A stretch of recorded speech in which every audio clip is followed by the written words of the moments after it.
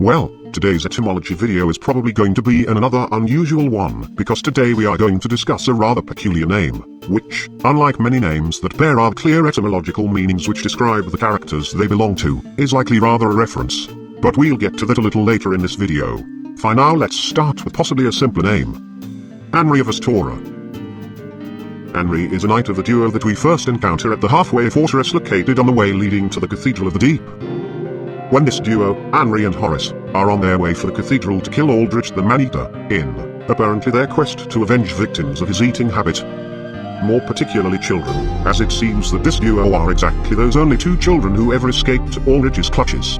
Strictly speaking, it's only explicitly stated that Horace is one of the two, but from dialogues and the ties between Anri and Horace, it really looks like Anri is the second one. And actually there's one peculiar thing that may possibly be related to the story about Aldrich and children.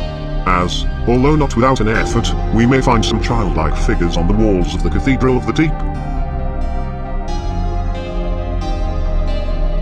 which might possibly have something to do about Aldrich's victims mentioned by Anri and in Horace's gear description. And, although it's a speculation as the low detail of the models doesn't allow to see clearly, the central mascaron, placed between the childlike ones, appears quite different and is possibly depicting a more adult character. Some clergymen possibly, given the place we find it in, and some slight similarity to some of Fat Deacons and Archdeacons of the Deep. So could it be depicting Aldrich himself prior to his softening into sludge? However, it's just a baseless speculation, and these two figures actually appear to be rather angels than simple children, which may be simply a design element of the cathedral, or maybe bear some relation, for example, to the angels depicted on the bas-relief above the Lothric Palace doors, which likely depicts Queen of Lothric, who, as we discussed it in earlier videos, seems to be related to Rosaria of the Cathedral of the Deep. But that's a separate topic for a separate video really. And since we've already strayed away a little, I guess we could mention one really baseless yet peculiar speculation, that the children who ended up being Aldrich's victims could be some orphans the cathedral was supposed to take care of. But let's return to our main subject, Anri of Horace. And Anri is in fact quite a unique character, as their gender depends on our player character's gender, always being the opposite one. Apparently due to the role Hollow Anri played in the Ascension of Lord of Hollows.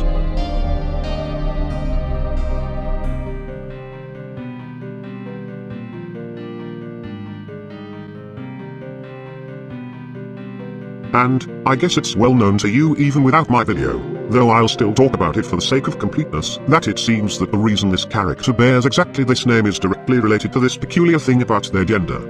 For, in Japanese, Anri is a unisex name. Well, actually, there are several homophonous versions of this name with different meanings of elements that are pronounced as An and Ri, which together may be Latinized as Anri, such as these. However, some versions may also be pronounced in a totally different way, depending on the different readings of the characters they're composed from. For example, An for apricot may be read both as An and Gyo. And, although, in the original Japanese text of the game, which is later translated to English, Anri's name is written in katakana, the Japanese syllabary used for transliteration of foreign words in Japanese. And thus it appears as a name foreign to Japanese language, which would actually be okay for this name, but we'll get to that a little later on. But unfortunately the fact that it's written as a foreign word doesn't really make it much clearer for us, nor it allows us to ignore the Japanese meanings of this name, as writing a Japanese name using katakana as if it's a foreign name is also a relatively common wordplay trick used to obscure meaning of the name. In fact, we could already see it being used in Dark Souls, for instance in case with NG. And, since the different parts of Japanese names which are pronounced as Anri may even be combined in different ways, let's now discuss the elements these names are composed from separately. As for the element An, it may be derived from An as meaning apricot that we already mentioned, but I guess it's not that likely to be related to our Anri of Dark Souls 3. However, the first part of Anri's name may also be An as calm, peaceful, safe, secure, and also alternatively, inexpensive, cheap. In addition to that, we may also note the word that may be read as An in canon pronunciation and means duck, which appears to be peculiar, given the lore about Hollow Anri, and also word An is pronounced in Onyomi way, which means hermitage. Though I'm not quite sure whether the two last options may actually be used in the real-life Anri names. And now, speaking of Ri, part of Anri's name, it may be Ri as meaning village or native place, with the latter being somewhat similar to a possible meaning of the name Anri of a totally different origin, that we'll discuss soon enough. Or it could also be Ri as meaning reason, logic, or maybe Ri for advantage, profit. However, in real life names Ri is actually also used as for official, officer, or Ri as part of Matsuri meaning Jasmine. And as for more female meanings of Ri part, we may also note that it may be used as bear, glassy, gem, plum, though these meanings don't seem to be too fitting. So, actually, Anri might be one of the combinations of the elements that are pronounced as An and Ri, and may possibly mean something like secure home place, dark reason, for example, though I'm not really sure if such names would be correct as actual Japanese names, which are rather Anri as apricot village home place derived from a place name. But, as we already noted, in the original Japanese text of the game Anri's name is written as a word of foreign origin, and thus it may actually be interpreted as Henri, a French male name. And basically the name Henri, which is obviously related to such name as Henry which likely was created from it, is way simpler for us, I believe. As it's actually derived from the old High German name Heimeric composed of elements Heim, meaning home, and Rick, meaning either ruler or realm, ultimately derived from Proto-Germanic elements Heimas and Rix.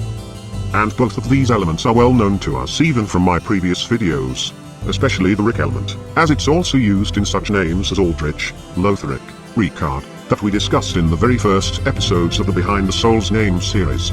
So, Anri may still be derived from the name Henri, usually meaning home ruler. And it's also quite peculiar, given the fate of Anri's homeland, Astora, whose name's meaning we also have already discussed in more detail in an older video, which is now said to be lost, ruined.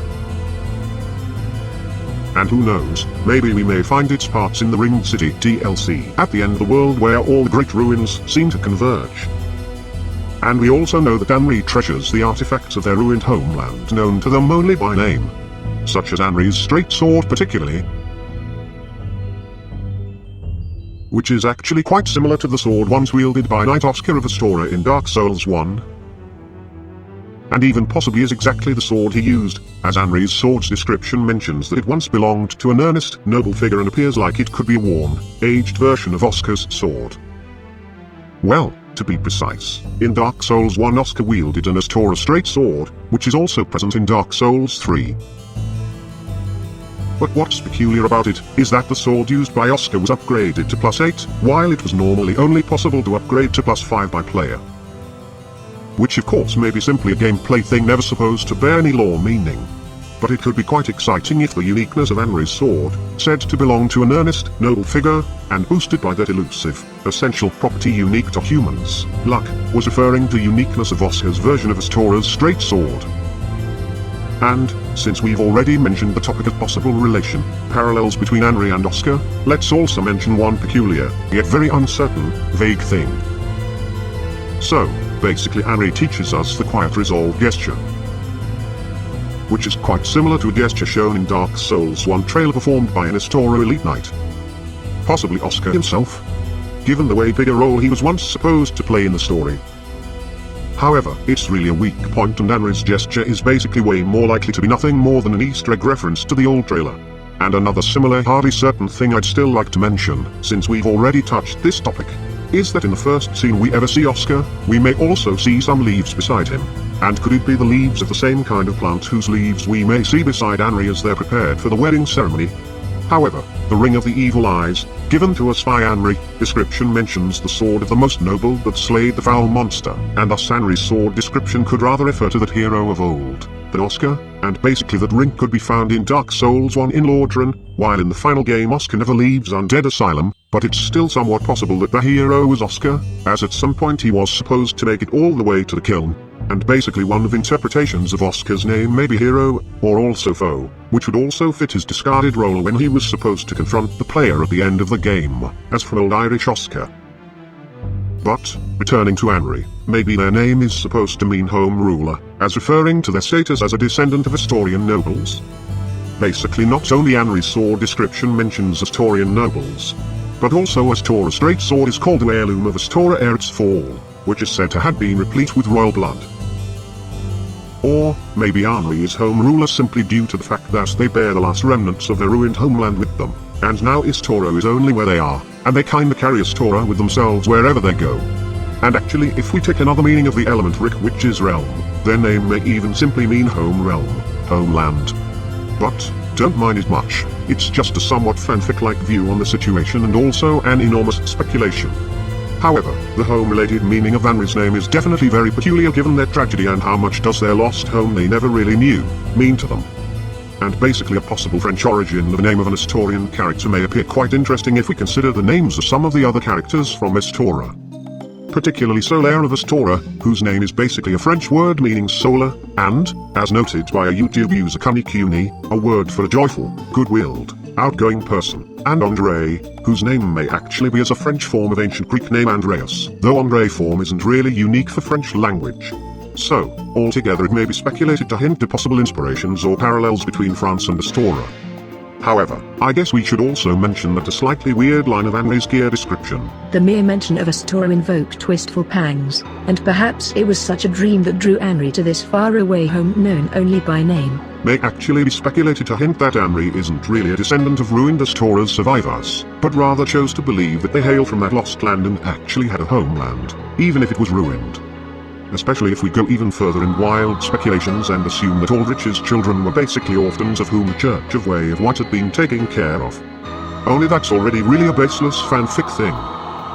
But, as for other theories regarding Anri's name, there is one interesting thing, though I think it's more like a fun coincidence, that I found while looking for possible roots of Anri's name in fictional languages invented by J.R.R. Tolkien, as some of the Dark Souls names are actually taken from Tolkien's Elvish.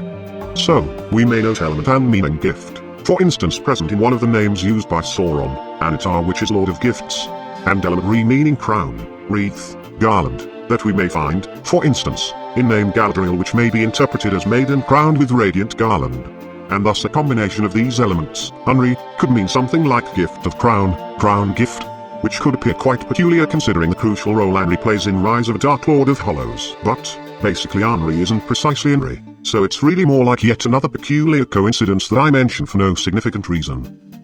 But anyway, I guess we also shouldn't forget that it's not 100% impossible that Anri could be picked simply as an unisex name without any deeper meaning behind it. And since we mentioned Lost Astora, speaking of the Ruined Lands and the Ringed City DLC, may it be that there will be something from Oalasile, some remnants of its culture too? As, from the description of Ringed City as City of Pygmies, we may conclude that it's called so by the old gods, to whom ordinary-sized humans are surely pygmies, and Oalasile seems to be a land of civilization of humans that had close ties to Anor Londo and possibly Ringed City was also a settlement of humans of similar culture. But let's finally proceed to another half of the duo, Horace the Hushed. A muted warrior wearing a cool-looking armor, and another armor inspired by the armor of the Grey Knight Bazooso, also known as 30-Man Slayer, that is said to originally belong to a corrupt executioner. As we mentioned it earlier, Horace is explicitly stated to be one of the only two children who escaped Aldrich and thus he walks on a path of revenge against the man-eating fiend together with Anri, who describes Horace as a faithful friend and valiant knight, though I guess we may speculate that he's not a real knight by birth or service, but rather a brave warrior. And, since he appears to be hushed due to losing his tongue, but not voice, and to be related to the Blue Sentinel's Covenant, followers, maybe descendants of sorts, of the Dark Moon Blades apparently, who are at war with Rosaria's fingers who fetch tongues for their Mother of Rebirth, I guess we may assume that Horace's tongue could possibly be taken by one of the fingers in the name of Rosaria. And basically given his past related to Aldrich it may also be speculated that it happened when he was held among other children in the cathedral, where also Rosaria's worshipper Archdeacon Klimt used to reside. However, it's only a speculation and it's not impossible that Horace lost his tongue under different circumstances. But, there's actually another peculiar speculation we may draw from Horace's relation to the Blue Sentinels, as there is one more character who might somehow be related to this covenant. Emma the High Priestess, who provides us with a way of blue signed sheepskin parchment, as, given the ties between the two blue covenants, we may speculate that Emma is not only related to the Way of Blue, but also to the Noble Sentinels. And if it's indeed so, it may be quite interesting for us, as it could possibly hint that after escaping Aldrich, Horace and another child eventually ended up in Lothric where they met Emma, the High Priestess. And who knows, maybe she pitied the two runaway children and hid them, and possibly even had been raising them up to a certain point when they were ready to go on their own. But, once again, it's just a wild speculation. However, let's now finally return to the discussion of the names. And basically it's exactly Horace's name that is going to be a little unusual. The name Horace is derived from name Horatius of unclear etymological meaning, likely being a Latinized form of an Etruscan name, which doesn't really give us much. However, as an alternative version, Latin element hora, derived from ancient Greek hora, meaning hour, time, season may be considered as a possible route. Basically, the name Horace is obviously most widely known as the name of leading Roman lyric poet of the 1st century BC, Quintus Horatius Flaccus, who greatly influenced literature of both the age he lived in and many ages past.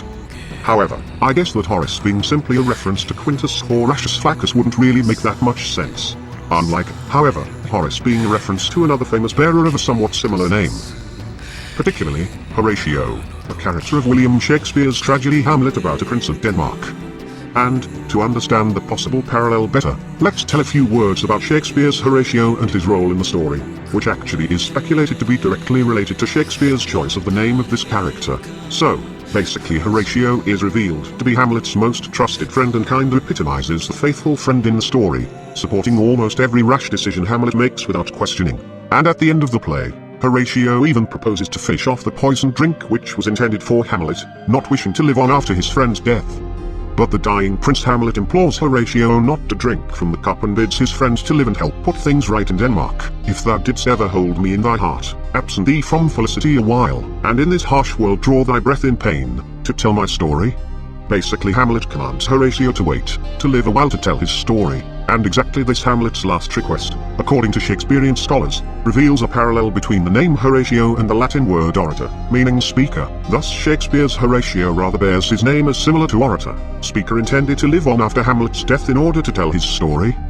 And, returning now to Horace of Dark Souls, I guess that it's possible that his name could be picked exactly for the meaning likely put by Shakespeare in a similar name, Horatio, which basically could be a somewhat ironic reference of naming a muted character with name which in case with Hamlet's Horatio may be interpreted as speaker, and thus his name could mean hushed speaker. However, I guess that the parallel could actually go even deeper, and altogether, Horace's story could be a rather tragic reference to Horatio.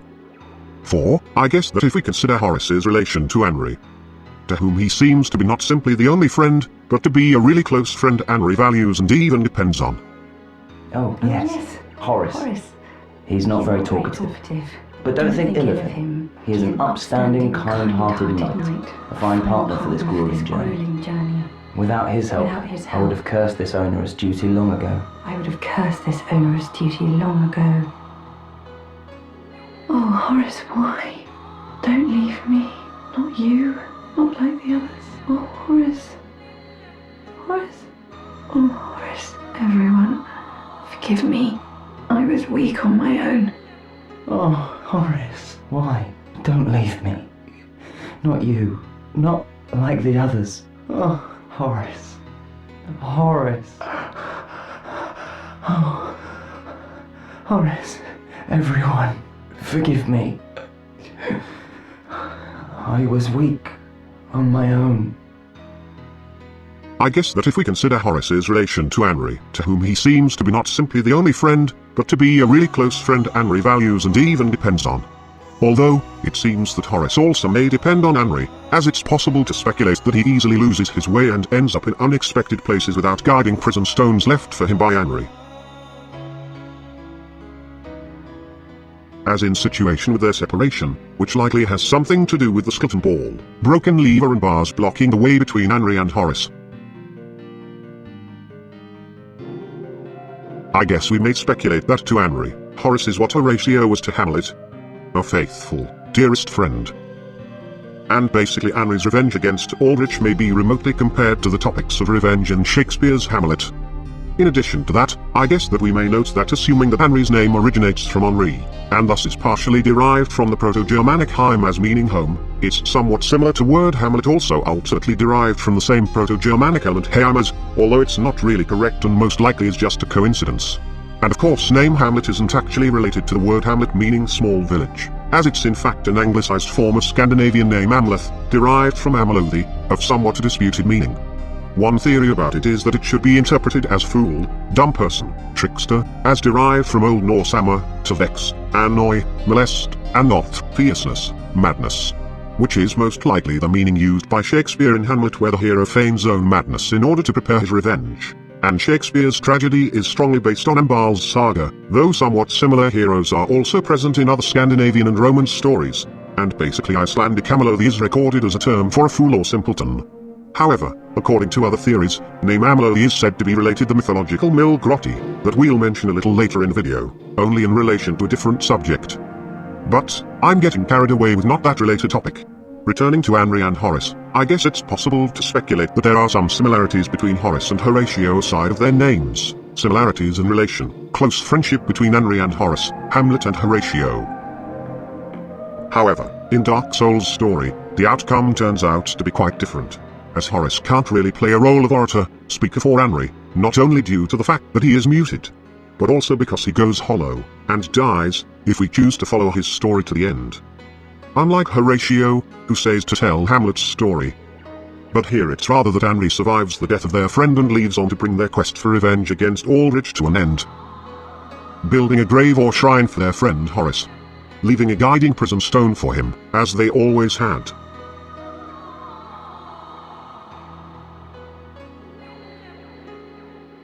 So, it's possibly something like a Hamlet's and Horatio's story the other way around, if we may put it so. But, of course, all of it is a lot of speculation really. However, we may go even further and note another peculiar thing which is rather complicated and is more likely to be a mere coincidence, simply for the sake of completeness. Basically, we may recall that in Shakespeare's play Hamlet's mother's name was Gertrude, while in Dark Souls 3 there is also a mentioned character named Gertrude, who, as we discussed it in an older lore video, could be related to Rosaria of the Cathedral of the Deep, whom we have already mentioned a couple of times today while discussing Anri's and Horace's story, though I'd say that it's somehow too complicated to be an intended relation, but who knows. For instance, what if Rosaria's room once used to be an orphanage from our mad speculation about Aldrich's children? However, let's proceed to the next topic.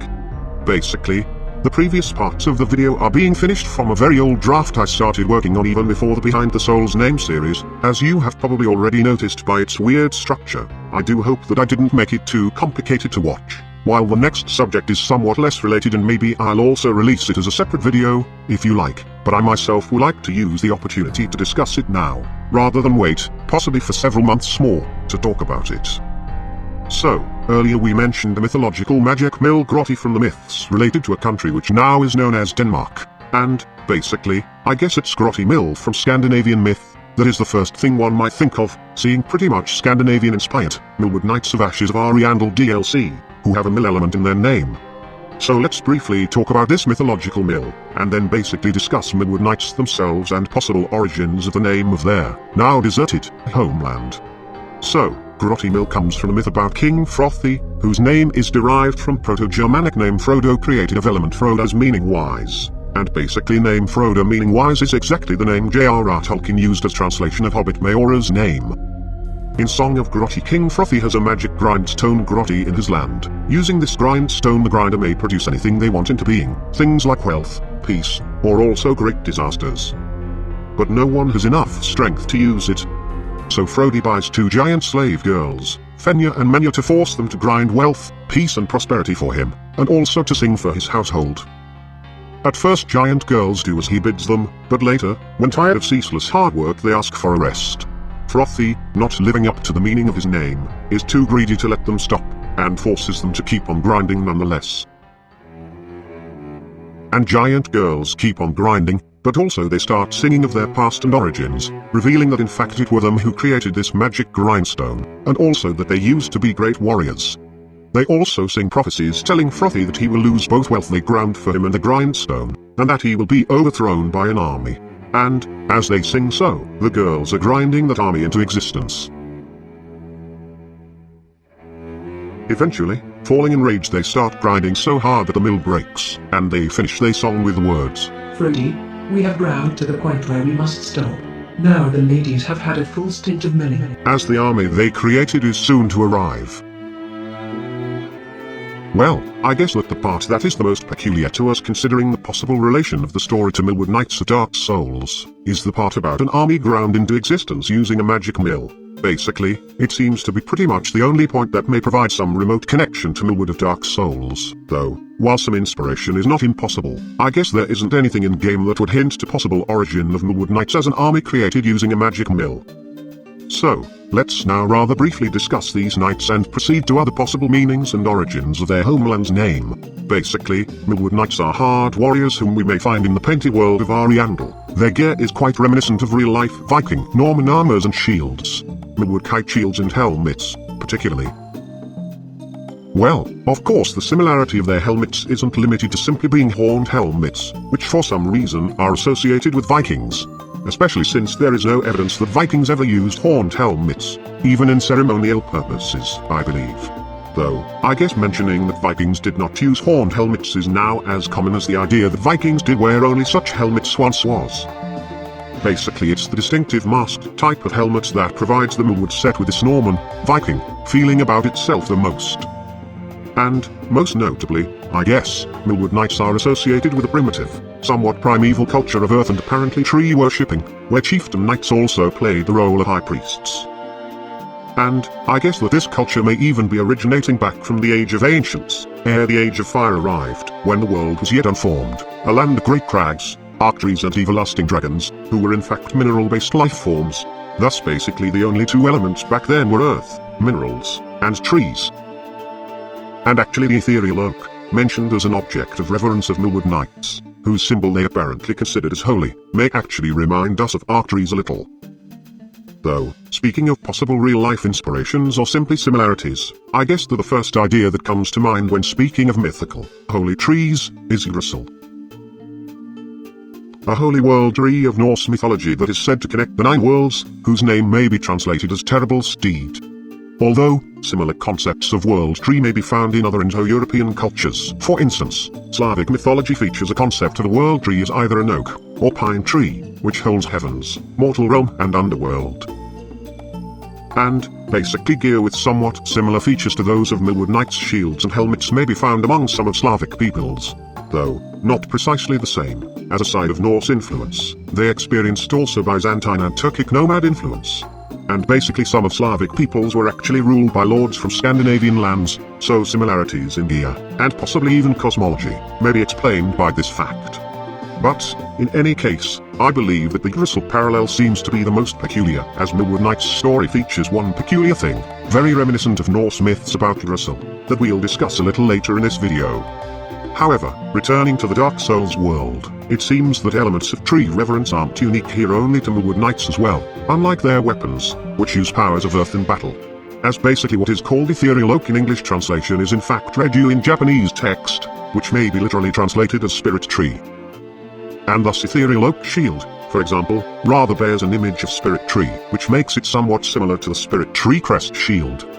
And, basically we may face one spirit tree in-game, as the curse-rotted Gritwood is actually said to be a spirit tree, used to seal the most terrible of the curses that made their way into the undead settlement.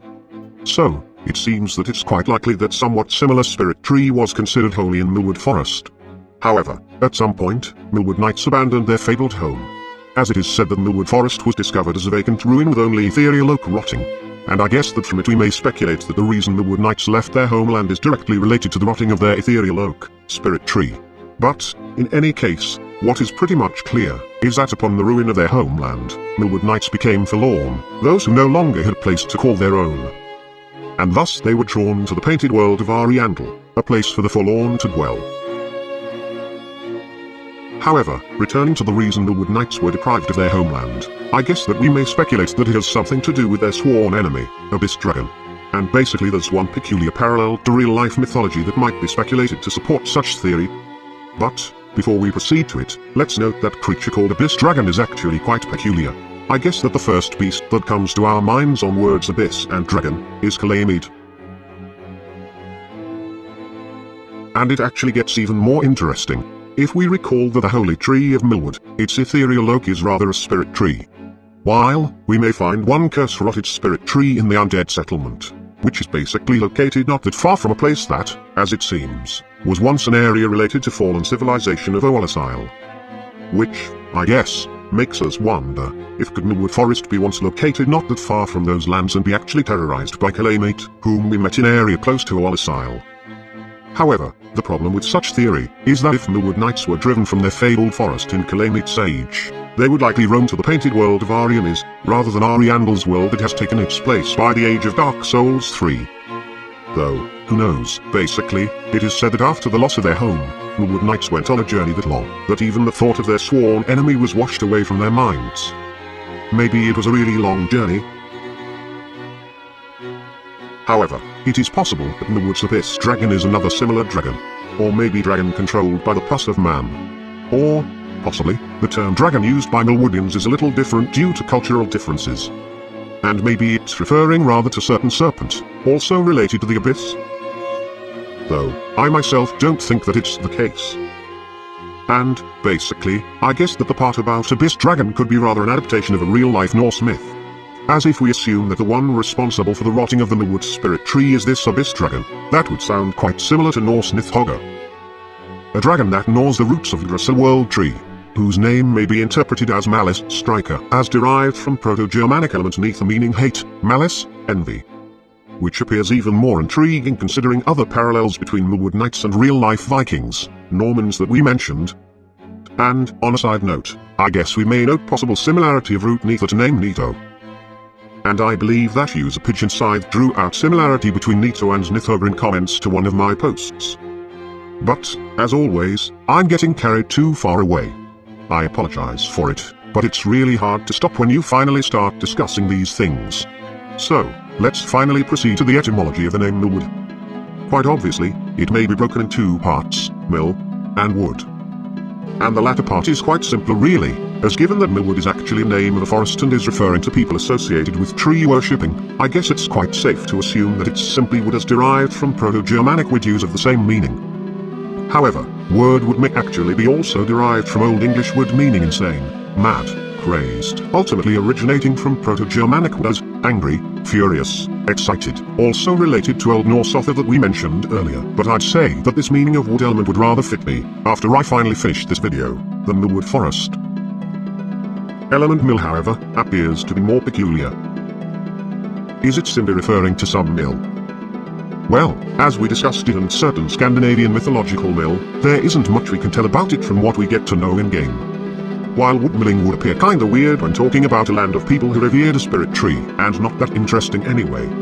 Or maybe it's something like millwood is similar to millstone.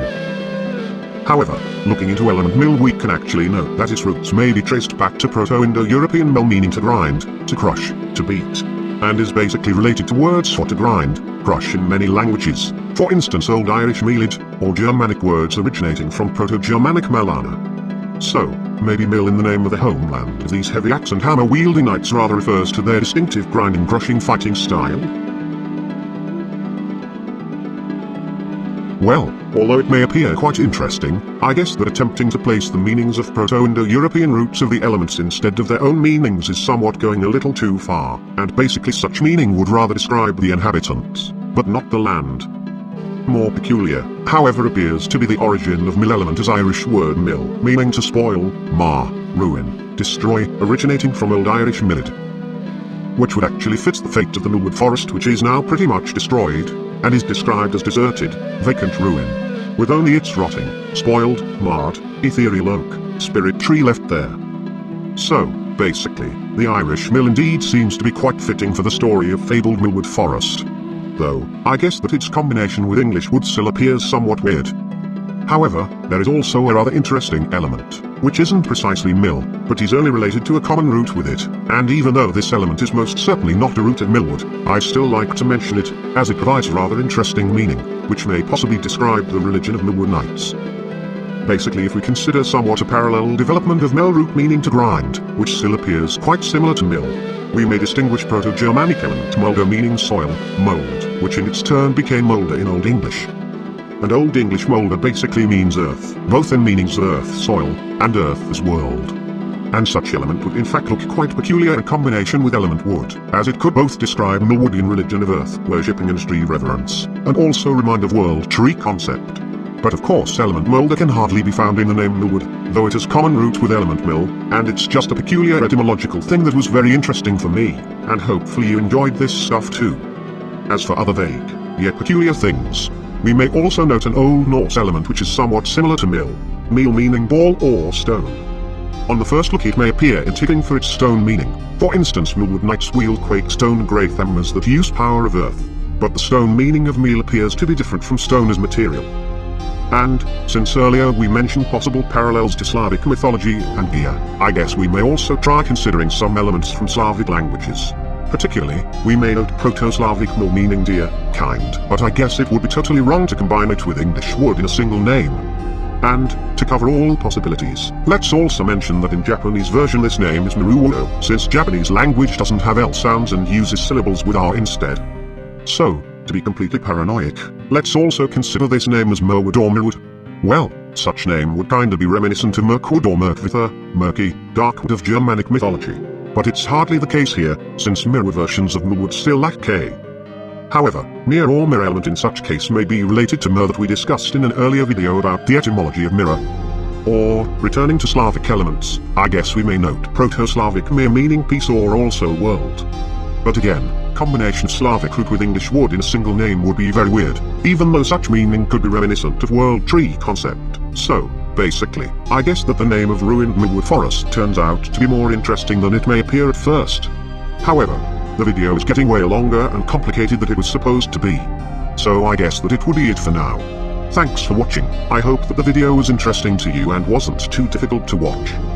Basically it's being finished from some very old drafts, and with all the different stuff it ends up being quite long and complicated, and even though I don't really like discussing some vague things, I guess it's better to cover as much of interesting stuff as possible, than wait, possibly for several months more, to talk about it in another video.